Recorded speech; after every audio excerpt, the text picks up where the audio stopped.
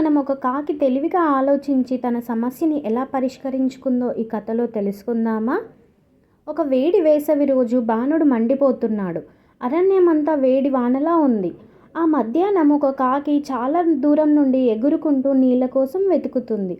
వెతికి వెతికి ఇలా అనుకుంటుంది, అయ్యో ఎక్కడా నీళ్లు కనిపించడం లేదు, చాలా దప్పికగా ఉంది అని అటు ఇటు చూస్తుంది. అలా అలసిపోతూ ముందుకు ఎగురుతుండగా ఒక చిన్న మట్టి కుండ కనిపిస్తుంది. వెంటనే కాకి ఆనందంతో ఆ కుండ దగ్గరికి వెళ్తుంది. కుండలోకి తొంగి చూస్తుంది, కానీ ఆ నీరు తనకి అందటం లేదు. అప్పుడు ఒక తెలివైన ఆలోచనతో దానికి దగ్గరలో ఒక రాళ్ళ కుప్ప కనిపిస్తుంది.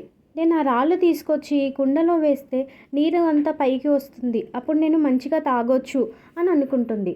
అలా కాకి ఒక రాయిని తీసుకొచ్చి కుండలో వేస్తుంది. తర్వాత మరొకటి, ఇంకొకటి, అలా వరుసగా రాళ్ళు వేస్తుంది.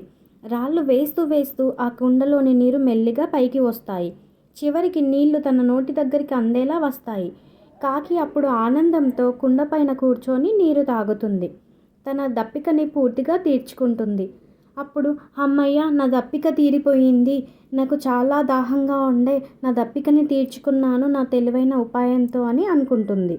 తర్వాత గాలిని చీల్చుకుంటూ తన గూటికి ఆనందంగా ఎగిరిపోతుంది. చూశారు కదా, కాకి ఎంత తెలివిగా ఆలోచించి తన దాహాన్ని తీర్చుకుందో. సమస్య ఎంత పెద్దదైనా తెలివిగా ఆలోచిస్తే ప్రతి సమస్యకి పరిష్కారం ఉంటుంది.